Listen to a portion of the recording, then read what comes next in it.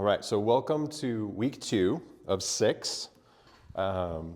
If you take note at the beginning of your packet of materials, there is the course syllabus. So on week 2, last week we covered the first 3 neumes, the first 3 figures of notation. Does somebody want to volunteer the names of some of those neumes? What do we had? We had 3, so. Ison, right? And ison looks like dead markers. Ison looks like this, right? And it is the figure that means what? Hold it. Hold it. Yeah. I'll wear my shirt next time. I have a shirt. So we had the ison. And then what was our next figure? Oligon, which looks like a straight bar.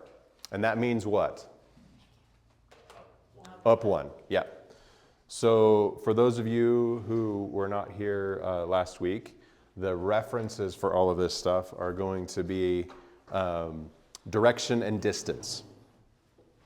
Okay, so every figure represents a movement upwards or downwards on the scale by a distance. And this one would be up 1.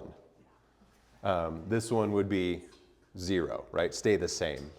So if you see a bunch of these, it means you stay the same as the note before it, or what was the? Martyria, right, which means what? The witness, right? It's the witness mark. And that would be the thing that tells you what note you're on. So we might be on ni, and this is where I warned you guys, we have to learn a smattering of Greek, right?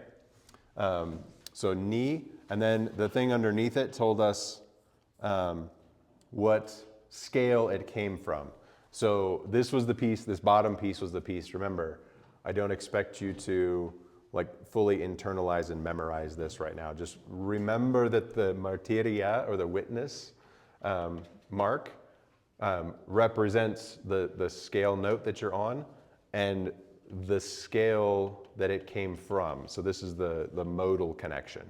We'll talk about modal interworkings and modal theory much more down the road. But just know that it's there, and I will always give these to you. These, I'll ask you what they are, the notes, but the modal markings, I won't expect you to know.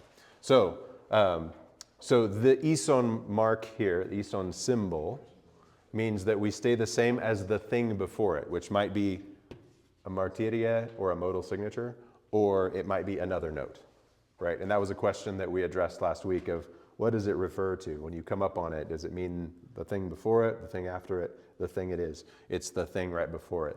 So if you just see an ison, it means nothing, right? You don't know what it is, you don't know where to put it. You have to have some sort of reference, which is why if you look at a score and you don't see a reference, it's a typo. Somebody messed something up, and we'll have to go figure out what it is. So stay the same as the thing before it, up 1, and what is the last one? These aren't coming through very well on the video, I don't think, so I'm going to see if I can make them darker. Apostrophos, and you weren't even here, so what does apostrophos mean? I assume descending. Yes, descending one note, yeah. Yes, exactly. So it looks like an apostrophe in English or in any language, right? An apostrophos.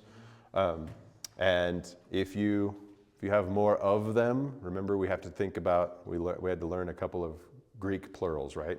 So if there's more than one of these, apostrophi, meaning more than one of them. Good. So ison, oligon, apostrophos. And all of this is in your text. Those of you who have the text open, I don't have mine open right at the moment. Can you remind us what page we're on? Page 5, it's on the second packet. In the middle book? Yes. Okay. Exercises, page 5.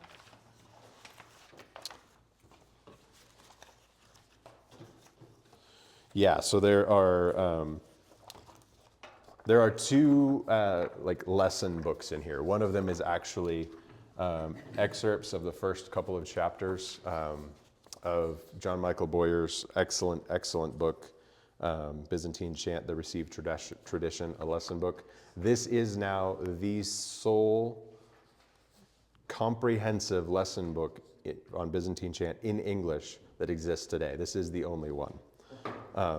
There are many other disparate resources you can put together how to learn this stuff, but it is the only book, and it looks like this in its published form. If you are interested in purchasing this, if there are a number of us, I have connections with Capella Romana Publishing. I can probably get us a large purchase discount. Otherwise, this book, I believe, was like a $60 or $80 book. I think it was $80. But it is a lifetime supply of Byzantine chant learning in this book. So if you are interested, I'll send it around. You can take a look at it during class. But this little tidbit that I have right here is from an early draft of this book. This is when I started taking lessons in 2018 with John. This was what we were working from. So I'll send that around. You can take a peek. So yes, sorry, back to this. Apostrophos down one, page 5 in the Byzantine notation exercises book. So let's get back on our singing through some scales, and then we're going to go into some timing and rhythm things tonight. That's going to be our study tonight, okay? So let's take a look at page 5, bottom of page 5, we have our first exercise. And those of you who were in class last week, we sang through these together. We're going to go through it again tonight fairly quickly, quicker than last time, I think, and then review from that. So quick refresher, those of you who were here last week, the solfege names of the notes are what? Ni. So in English looks like this. In Greek, so I'll put them up here both ways. Ni, pa. So pa. Vu, which looks like this. Ni, pa, vu, ga. Good.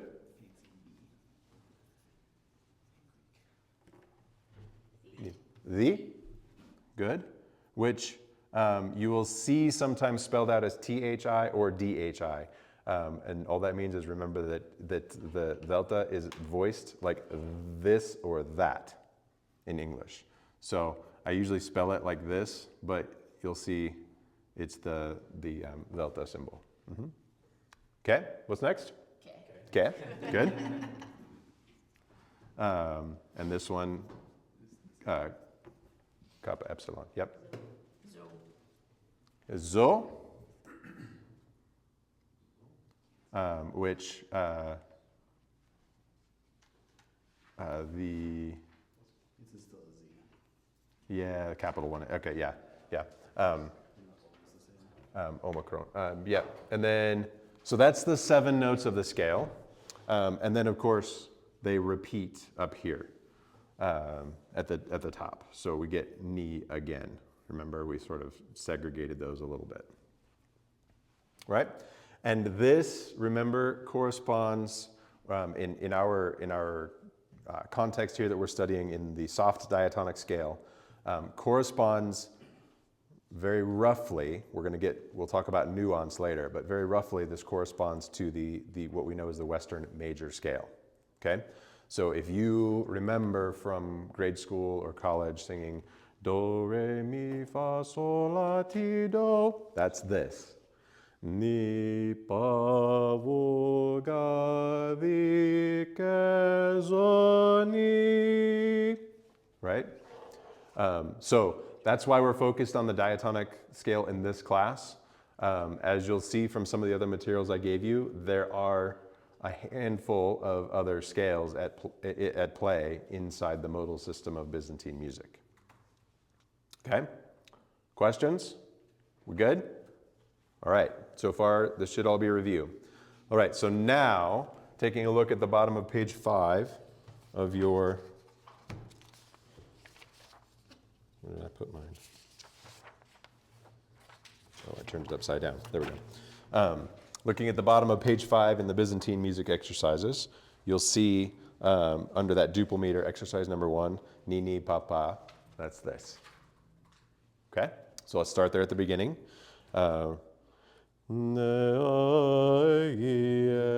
That's our ni, ni, ni, pa, pa, vo, vo, ga, ga, di, di, ke, zo, zo, ni, ni, zo, zo, ke, di, ga, ga, vo, pa, pa, ni. Nice. Okay, so notice on the way up we had ison, oligon, right? Because we're going up 1, stay the same, up 1, stay the same. On the way down, the symbols changed. We get apostrophos, ison, right? Because it goes down 1 and then stays the same, down 1, then stays the same. Okay? Exercise number 2.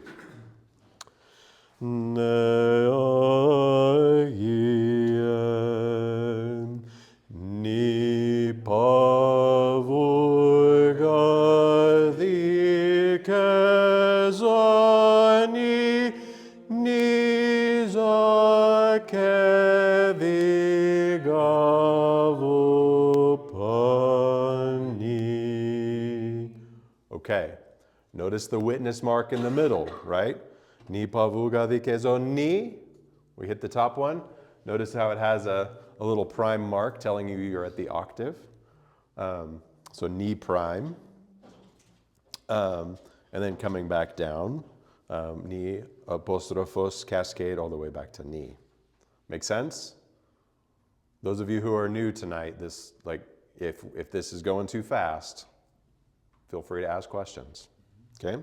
Number 3. Ni pa vo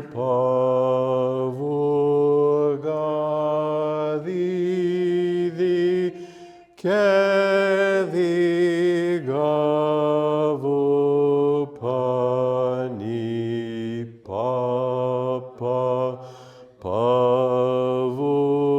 ga di ke zo ke di ke zo ni. Questions? It's sounding good. So unless you're just not chipping in. Number 4. Ni pa vo ga di ke di ga vo ga di ga vo pa vo ga di ga vo pa vo ga di ga vo pa ni. Good. Good. Does it make sense? The hardest thing here, we were talking about it, one of Lily or Tamara, you brought it up, like the hardest thing is like saying the right syllable as you go up and down, especially as they start to jostle back and forth quickly.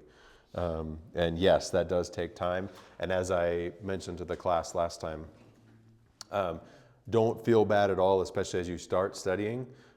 Use pencil so you can erase it as you don't need it, but just go ahead and write it in just like the very first exercise was.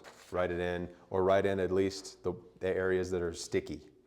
And don't feel bad about that at all. There's still spots in my scores where I write it in, especially like if there's a random leap or something, I might write myself a reminder. I'm going from, vu to zo or something like that. especially as you're learning a piece. Once you internalize it and you know it, it's no big deal. Good. Do you have advice on actually like I putting it into the terms I understand from jazz band, like actually learning the notes? Because the way I used to do it is I can plug one ear and hum it and kind of hear if it sounds the same. That's not seeming to help really all that much. So with this, this did come up last week as a question, so I'll reiterate it here real quick. This is, in a way, different from Western notation in that any given symbol doesn't mean play this at this many hertz, right? It's not a specific frequency that we're referencing. It's relative. So that's why I gave you what's called an epikema at the beginning of that, to set our base. That's what it's called. Here's where everything is referenced from. So that could be slightly higher or lower. Could be higher or lower. But we're still going based off of that. So I understand that it's not really notes, but then further from that, how do I practice, I guess, matching that? So the best way to do it is to use an ison machine or an app. So you can sit at the piano and start. I do not recommend that you play every note and sing along with it. Like that is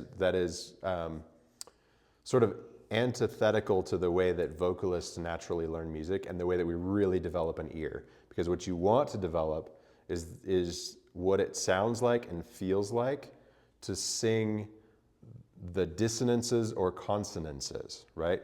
So so Owen was holding an ison with us the first time, right? We sang ni ni pa pa vu vu ga ga di.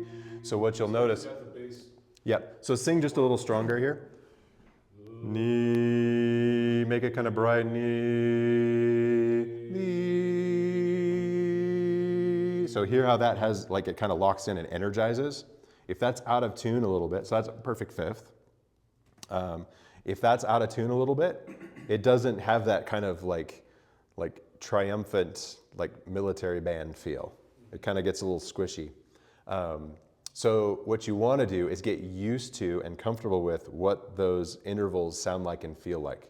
So that's where an ison machine is the best, and my phone is recording video. So we've been using them in our chant ministry. It's recommended as a practice tool. If you're using an iPhone, there is a fantastic app just called ison, and it's a white tile with an ison symbol in the middle of it. And it's super easy to use. Unfortunately, it's not compiled for Android, like modern Android. The development on that has fallen aside to the wayside. There are some other apps out there. There's a World Scales app. There's a couple of others. And if you're interested, I can point you to some of those. But it gives you the syllables. And what you do is you just say, all right, I'm going to start on ni. So that's a little bit higher than we were singing. Ni ni pa pa vu vu ga ga di. And I want to internalize that. If I want to check it, I just go ni ni, and I can reference those things. Okay, I'll have to look at that then. Good. So this is the best way for us as vocalists. As I say, because the way I usually do it, like for jazz band, is I play whatever note that I'm having to do, and then I'll plug one ear, and then kind of put my ear up to my guitar to hear it. Yeah, so you're doing the same thing, you're just doing it with a phone in your ear. Yes. So same principle. But you don't necessarily have to pitch it at a specific place, right? So it's not like middle C or... It's just, I don't have experience, like the last time I did any vocal stuff was in like 4th grade. So it's just getting back into that, knowing how to control my... Yep. And that just takes time and practice. Yep, good. Good question. Okay. Sorry to chime in, but Yeah. You can just sing the scale, sing that up and sing it down, and sing it up and sing it down. Because it's, at least this diatonic scale, it's pretty much like a C major scale, like just a straight major scale. Okay. And you can also work on your jumps from your drum to a 4th or your jump to your 5th. but like I've gotten better at a jump to a fourth because we do that a lot in chanting for tone one. So it's like pa thi da mu pa. So I can always, if I get lost and I see, oh, I have to jump to a fourth, then I can just go. I can in my head go pa thi, and then I get there. So if you Yeah. can like, you could even think of like, there's songs that, this is probably not relevant to chant maybe, but there's songs that start like with a perfect fourth or with a perfect fifth, like twinkle twinkle little star, like that's a Yeah. things like that, just to kind of work on Yeah. your ear. Yeah, and that's exactly right. Lily's giving you a preview of the next 2 classes. So, Jeez, Lily. but yes, that's exactly right. There are model reference melodies that we already know that we can pull in to represent these intervals. We know twinkle, twinkle, little star, right? Or we know bum, bum, ba, ba, ba, bum, right? So we know that opens with a perfect fifth and then ends at an octave. So we can reference those intervals. But yes, we're going to get to up by 2 and down by 2 next week, and then up by 3, down by 3 the week after that. So that'll be thirds and perfect fourths, and then we'll catch perfect fifths by the time we're done with the class. So that's as far as we're going to go as far as intervals in this particular 6-week class.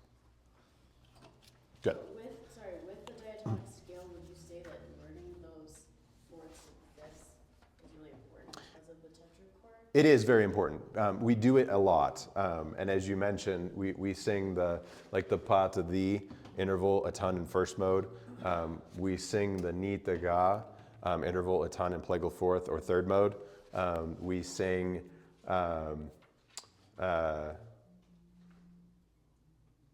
you do vu to ke in fourth mode quite a bit, and you'll do ga to zo permanent flat in third mode as well, quite a bit. So yes, the perfect fourth is all over the place. The perfect fifth is also used a fair bit. You do that in plagal fourth mode, which is a diatonic mode. If you're in Orthros tomorrow, pay attention to the doxastikon at the end of church, at the end of Orthros. It's for it's one of the many Sundays of the Holy Fathers, and so the doxastikon for the Holy Fathers in plagal fourth mode has a lot of leaps of a fifth from ni to thee. So you'll get to hear that. So anytime there's a big jump, that's what's going on there. So yes, as we get to them and through them, practicing the perfect fourth leap and the perfect fifth leap is an important skill. But it's important for all of them. So ni pa ni pa ni, right? Being able to go up a second is just as important. It's easier because we're used to moving by step. But when we get to the ni vo ni, right, going up a third, you have to get that in your ear and where it settles. But you want to go back and forth. And if you read in John's book here, you'll see where he says, practice these, interval exercises and master them, which means you're doing this just over and over and over and over again. Are there recordings of practice, things that we can listen to? There are some out there that you can. Honestly, most of the good recordings that are out there are just recordings of chant, like chanting music. But there are some of these scale type exercises. And then I'm recording class tonight as well. So as we go through these exercises, you can go back and listen to what we're doing for the exercises that we're working on. Okay. Let's go ahead and move on to, so we did the first 4 exercises, page 5 and 6, as a review. Let's go ahead and take a look at page 10. So we're skipping over a couple of figures, and that's okay. We're going to come back to them. But we're going to take a look at the figures for time. And there are only a few of them that we need to really worry about. They're additive, they're kind of intuitive. So the first one is what's called the klasma. And the klasma looks sort of like a sideways comma. And it sits over a note. And what it does is it adds another beat to that note. So this is a 2-beat note. All of these just get 1 beat. Okay? So every unadorned neume gets 1 beat. Time figures, klasma, 2 beats. Okay? There is another figure that makes a note get 2 beats. And that's at the sort of towards the bottom, exercise 16 on page 11. Okay? So let's take a look here. Aple adds a beat to a symbol under which it is placed. It functions the same as a klasma, although it is only found by itself under what are known as thinner symbols, like the apostrophos, or another one that we'll look at later. And it is always placed beneath the quantitative symbol. So you will pretty much always see the aple, this little guy looks like a dot under the note, at the end of a line, or almost exclusively under the apostrophos. Like the text mentions, there is one other one, but I don't want to show it to you yet. Will you see the klasma on top of an apostrophe? You can, yes, you can and you will. So by thinner notes, this means the ones that are on a weak beat. Which is why they're sort of, and the example that's given here in 16 is not a very musically strong example. It's not very representative of what you're going to look at. But you'll see these when you look at a hymn. You'll see these at the end of a line. They're almost always at the end of a line to make a note get held out longer. Now you will see them under an ison, but it's always functioning as just we just need to make this note longer. Like you get to the end and I need a whole note instead of a quarter note. Well, I'm just going to make it longer. Okay, so those are the 2 figures that you'll see to make a 2-count note, the klasma and the aple. Okay, so let's take a look at these exercises. Number 14, 15, and 16 in the Byzantine music exercise book. So we're starting on ni, right? See this, the martyria at the 14? Ni pavuga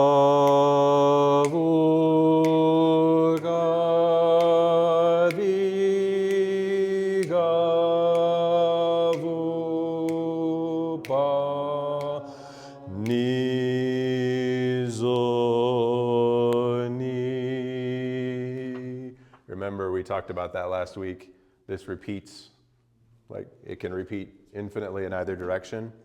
So we can have zo down here as well, right? And this one sort of pulls really strongly back to ni. Okay, one more time there. And I'm going to keep the time again so that you remember that we're counting 2. Ready, go. Ni pavuga vigavu pa ni zoni. Good. And did we line up with the martyria at the end of that? Yeah. We did. Good. Very nice. Okay. 15. Same starting note. Ni, ready? Ni, ni, ni, pa, pa, pa, vo, vo, ga, ga, ga, vo, vo, vo, pa, pa, pa,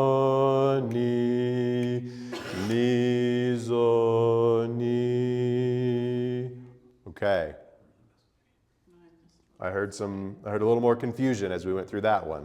No, I just didn't see the vote there. Okay? Are we good? Feeling all right? Okay, let's go ahead and go on to the aple. Was that a start of a question over here? Probably just because we missed last week, can you talk for 1 second about the indicator and the sign? Just what those mean? Which ones? Just the general. The martyrias, the letter mixes in the middle. Yeah. Yes. Well, at the beginning and the end. Yeah. Okay. So those are, they're called martyrias, or martyria for one. And that is the witness mark that means what note we are on and what mode we're in at that moment. Okay? So like this first one, remember, ni, and this is the symbol that we're in, this is a diatonic scale, ni, like the bottom diatonic scale, ni. That's the piece that you don't need to memorize. Like, just, I'll give that to you. Know that it's there. The ni, which looks kind of like a V, it's a Greek letter, tells you that that's ni, okay? This guy here. Now, in the middle, on exercise 15, we get up to this guy, right? Which is ga, right? So it's this guy. Ni pa vu ga, perfect fourth up from where we were. And this bottom bit is just telling you what scale degree it is of the diatonic scale. So this is ga of diatonic scale. Again, every one of these martyrias are going to have the diatonic markings on the bottom half. Okay, so again, don't worry about them. You don't have to understand them. Just know that we got to ga. And if you're on ga, when you get to that note and you say ga, you go, I'm good, I got there, right? When you get there and you say vu, you're like, I should be on the ga, but I just said vu. What happened, right? And we talked about that, right? How you can use this to your advantage later on as you're more fluent at reading and you're chanting along and you know you've gotten off. You can sort of scan ahead a little bit to the next martyria and say, oh, I need to get myself to ga diatonic by the time I get there, and I'll find my way back. Because when we're chanting, we're there to convey text. We're not there to be effluent and effuse singers. That's secondary. If you can't get the text across, it doesn't matter how beautiful you sing. So get the text across. And then the melody embellishes that and fills out the story. So if we get back to the ga, by the time we get there, we're good. And then we're off and running again. We're not lost. So they're sporadically placed, sort of at the end of phrases or the end of a stretch of time to help us stay on track and know that we are on track with where we are. Yep. And then so we got to ga in the middle of that, and then we come back down to the end of exercise 15, and we're on what note? Back on ni, exactly. So our foray into the scale went up a fourth and then back down again by that same fourth, right? So we can sort of sometimes take a quick scan of a score, and we can get an idea of the range that we have to deal with just by looking at the martyrias. Okay? Good question. Yes. Okay. So let's take a look here at exercise 16 with the aple, but I have to inject one thing because you're going to see that there's a new neume in there. You guys see that? So this is where we have to deal with one of the other qualitative and quantitative figures of the music very quickly. So bookmark that page 11, and flip back to page 8, just before, a page before. So we have the oligon, right? Which means what? Up one, right. So this is a +1. We have the petaste, which is also +1. Okay? But it has a couple of rules about it. Let's read a couple of rules. The petaste means to go up one note from the previous pitch, or the starting pitch, with an accent or with emphasis. It is different from the oligon in that it accompanies a stressed syllable or a stressed beat in the music, and is often performed with a vocal flutter. And we'll talk about the ornamentation or the inflections a little bit more later, but just keep that in mind that this one comes with, because it's stressed, there's more than one way to stress something, okay? How many of you in church, we get to the Trisagion hymn, the Holy God, Holy Mighty, Holy Immortal. We go through that, glory to the Father, and the Son, and the Holy Spirit, now and ever to the ages of ages, amen. Holy Immortal, have mercy on us. We pause, deacon comes out and says, dynamis, right? Dynamis. Or yes, with greater strength, with greater power, with greater might. Our English minds hear that and go, oh, louder. Right? And that's how the choir often just interprets it, right? It's just the same thing, louder. But that's not necessarily, like, fundamentally what it means, right? So, dynamis, or with strength, or with greater power, is actually almost in a way with more fervency, with more, like, you dig in a little deeper and you expand even a little further, right? So in cosmic terms, we have the Panagia behind the altar, right? More spacious than the heavens. And we know theologically what that means, that, like, mentally constructed, because she's a human and God is going to dwell within her, the only way for that to be is if she's bigger than the heavens, right?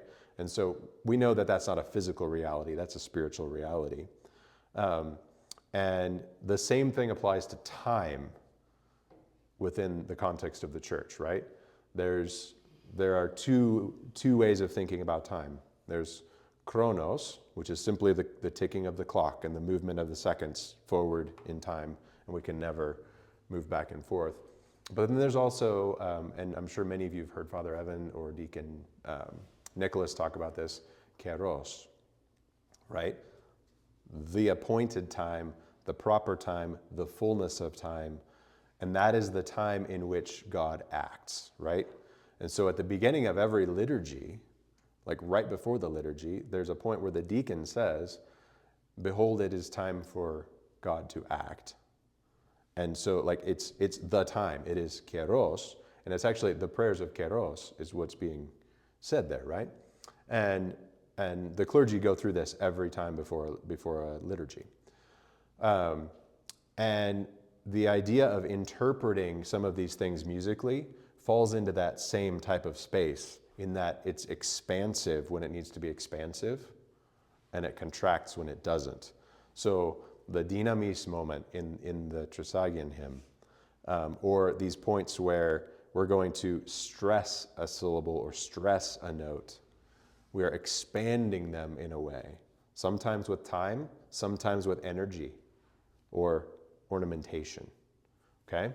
So I know that's a great, like, flowery explanation for, oh, there's another symbol that we have to learn. But it's important to note that stress doesn't mean louder, because it's very easy to go in and just chant, ta ta ta ta ta ta ta ta, right? But that doesn't sound very musical, right? But if we had ni ni pa pa vo ga vo, right? It's not louder. It's got a little flutter to it that gives that syllable its stress. Okay, and these are the things that are. We don't have symbols like this in Western notation. So those of us who have studied from Western music,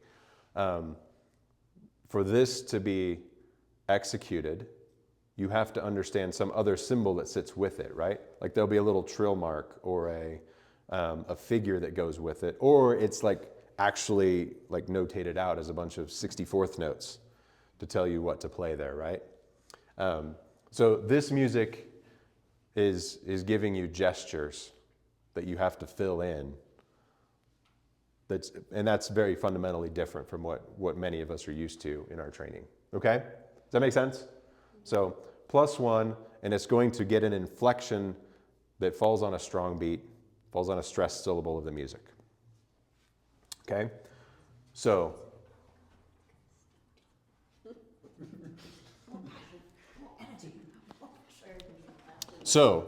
let's go back to where we were on the aple on page 11.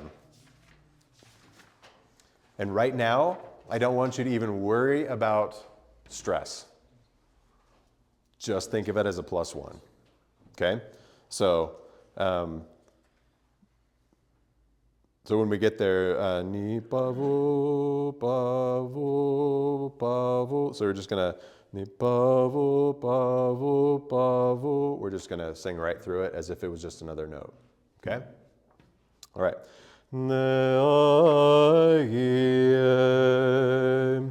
Ni, ni, zo, ni, pa, ni, pavu, pavu, pavu, gavu, pavu, pani, pani, zoni, zoni. Let's do that again.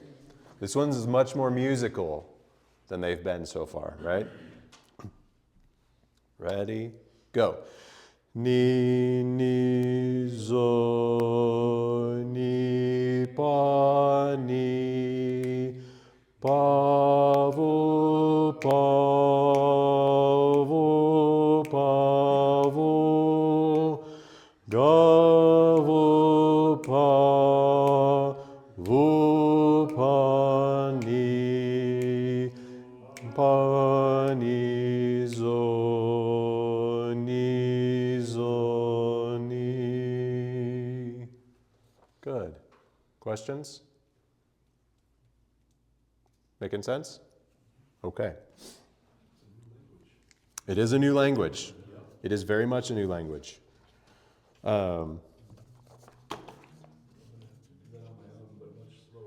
Yes, yes, yes, and that's the idea. Is we're going through this like I'm hopefully not too fast in class, but yeah, as you're at home, feel free, like I said, write in as many of those syllables as you need. Yep. That is totally fine. Good. Okay, so let's take a look at the next page here. Actually, we did page 12 last week together a little bit with triple meter because it just used the ison, oligon, apostrophos figures. So we're going to go to page 13 because tonight's focus again was on time, right? On chronos. So we had the klasma, and I'm going to put all of these on top of apostrophe here for just the simplicity of doing this. So klasma, apostrophos. We have apostrophos with aple, right? And then what happens when we need a 3-count note? Diple. Right? So in its simplest form, that gets its 1 count. That adds a count. That adds a count. And we can go on as needed. So the pattern expands. So aple, diple, triple. Yep. So triple is usually the biggest you'll see because that gives you 4 counts. That's your whole note. Okay? This is one of the figures that gets missed when you're doing your sight reading the most because you're looking at words, you're looking at the movements up and down. time is often the thing that we forget to pay attention to. So that's why it's lesson number 2. Because I want to drill in the importance of time, and I'm a big proponent of the metronome. So if you have one, if you're comfortable with it, definitely I encourage you to use it. And as you start to chant scores, it's the best way to know, like when you're on the train, is chanting with a click. Practice with a click. Don't do it at the stand. Do it at home. But if you practice diligently on the solfège, on paralagi, remember that's the Greek word for nipavugadi. If you, like we're practicing tonight, it's called paralagi. If you practice paralagi with a metronome, and then you chant it on the melody with the words, it will be instantly better than if you try to struggle through it learning the words with the notes. There's a saying amongst the Greek chanters: 100 times paralagi, 1 time melos. Meaning you're going to do 100 to 1. You're going to practice solfège. So there are hymns that I don't touch the text at all until the very end of the week for a Sunday service. I will practice solfège only for 6 days, and on Saturday I'll pick up the text and work on conveying the text. And that is because the text is so important that I don't want the music to be a hindrance to my ability to convey the text. So I have 2 options. One is not to chant that music and chant it simpler, or I have to know the music so well that it's second nature so I can focus on the text. And that's the preferred method, is know the music so well that the text now, like, you have mastery of the music, so the text is the thing that you can expand upon and convey. Okay, so let's do exercise 20 and 21.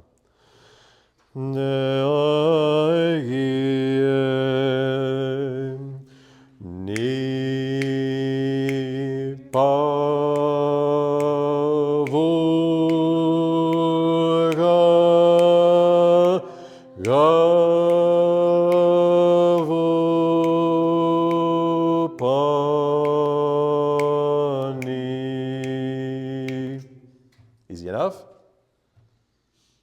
Let's mix all the symbols together. 21. So there's only one missing. There's no petaste in this. Right? So we've got all the time figures here. Ni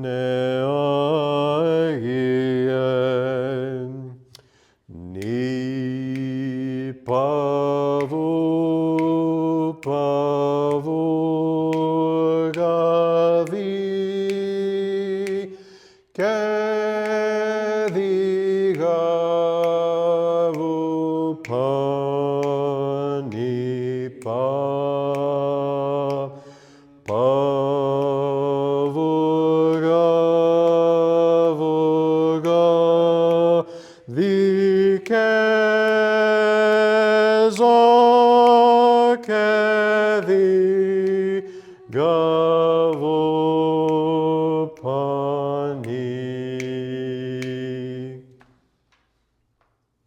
One more time. There's a lot in there. There's a lot in there. And use your pencil, write in the syllables. Ni pavu pavu gadi 2 3 kedi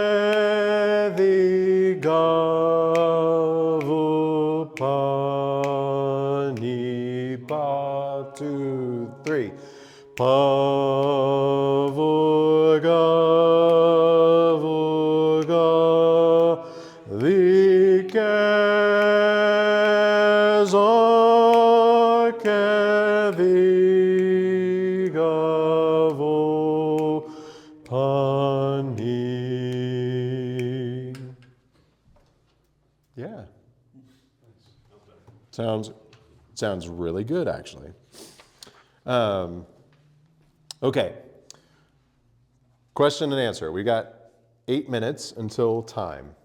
So what questions do you have? And then I'm going to give you the homework the practice recommendations for the week out of this text. It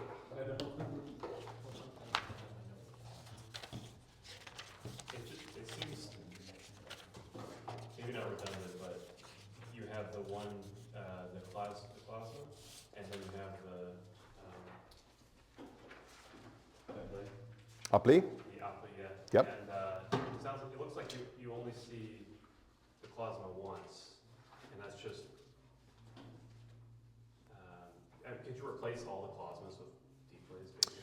Or would you ever see writing like that? No, and that is simply because one will happen on strong beats and one will happen on your weak, like the end, like on a weak beat or a weak part of the phrase. So like to hold out a last note or to give you the one spot where you'll see an aple, and it's actually a figure. It's not really an aple. It contains an aple.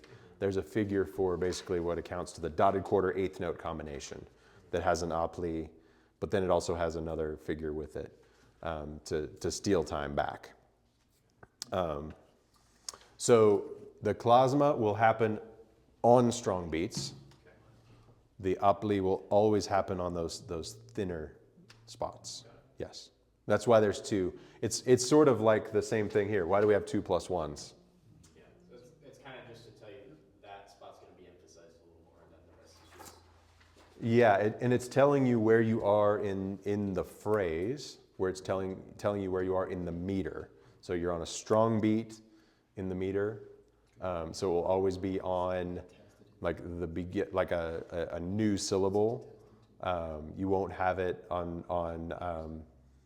continued syllables. You'll have, so things like that. So the music itself is telling you a lot more about what you're doing with the text than you guys yet realize.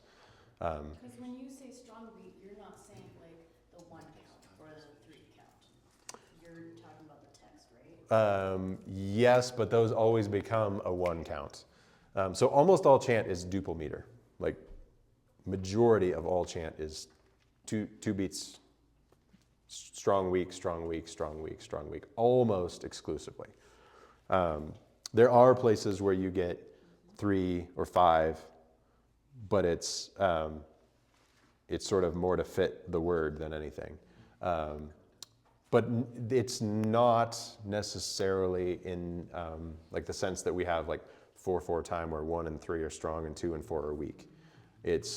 There are strong beats and there are weak beats, and there are symbols that only go on weak beats, and we haven't touched them yet. But there is a +1 symbol that only applies to weak beats. You'll never see it. It doesn't ever start a new syllable. It doesn't start a new word. It only continues what happened before it. But it's there to tell you that you're holding a vowel for longer, but you're moving. Sorry, does that answer your question, Lily?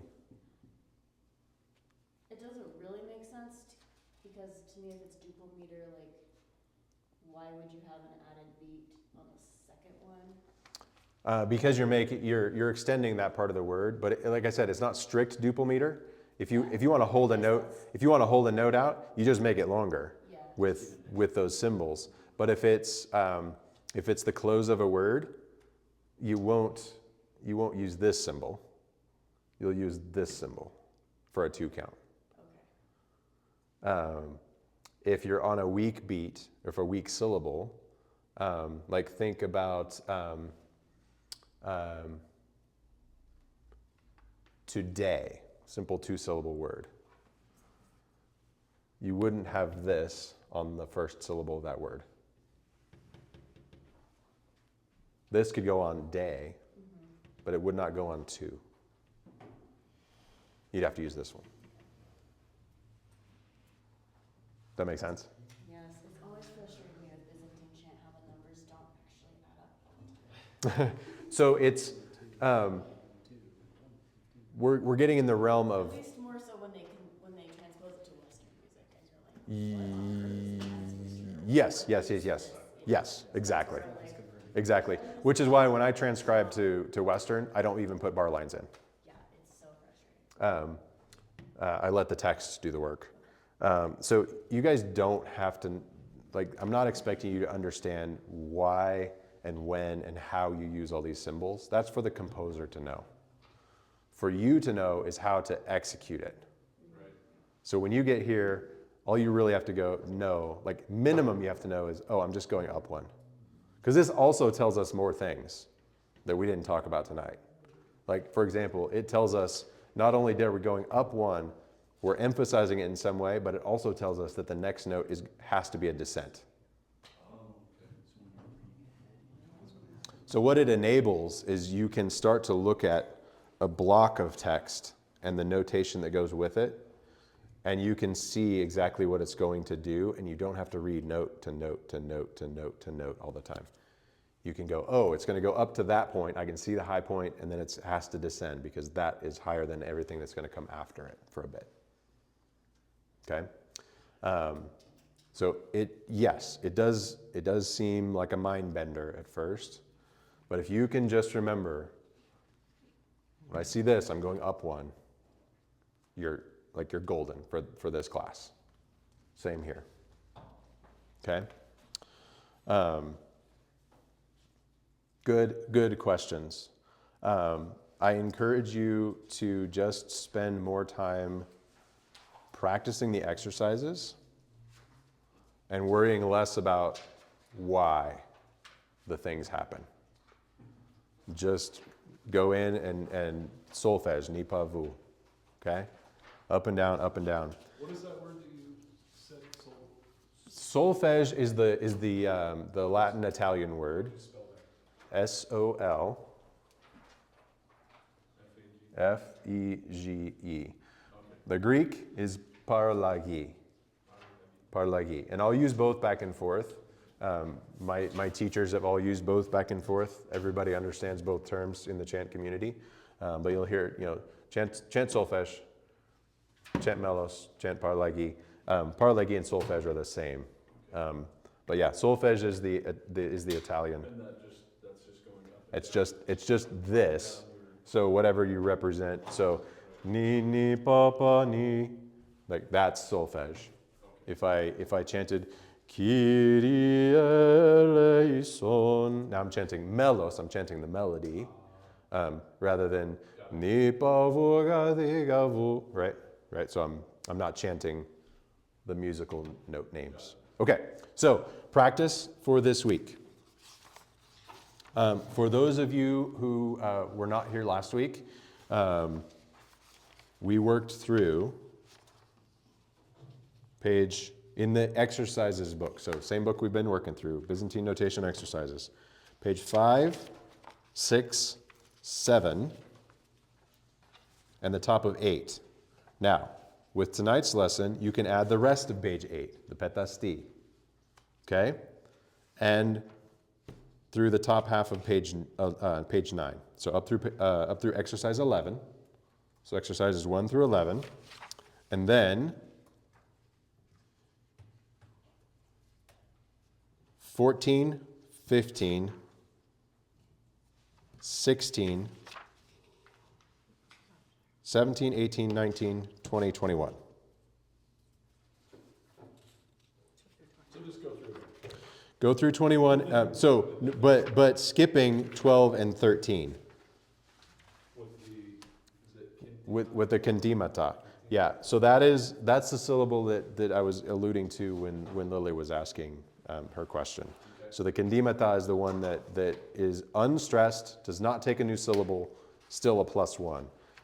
If you want, feel free to look at it, review it, get a feel for it. We have not covered it yet.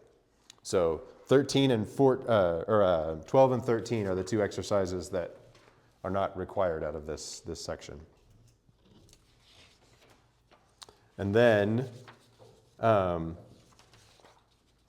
in John's book, in the Byzantine Chant Received Tradition text,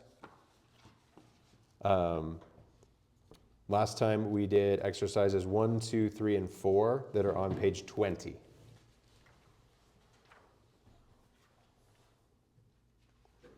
So to that, you can add 6, 8,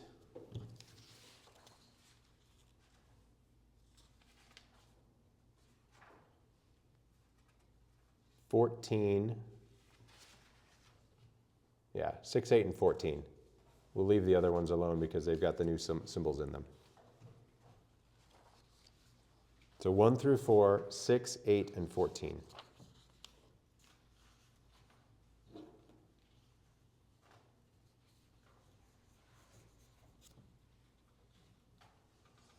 Then next week we should be able to move through things a little faster because there's one time symbol that we didn't get to tonight, the divisions of time. So we did additions of time, but we didn't do subdivisions. So I want to cover subdivisions next time, and we're going to cover up to, down to. Okay, so thus far we've only been going up and down one at a time, but we'll go up a skip, down a skip. Ni, vu, ni, right? Or pa, ga, pa, right? Yep.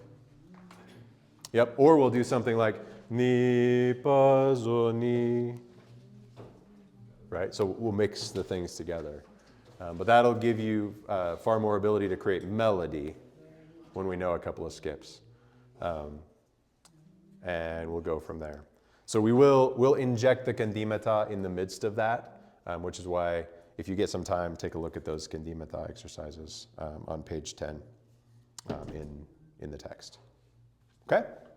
Great. Thank you all again for being here. Great questions, great engagement, good singing.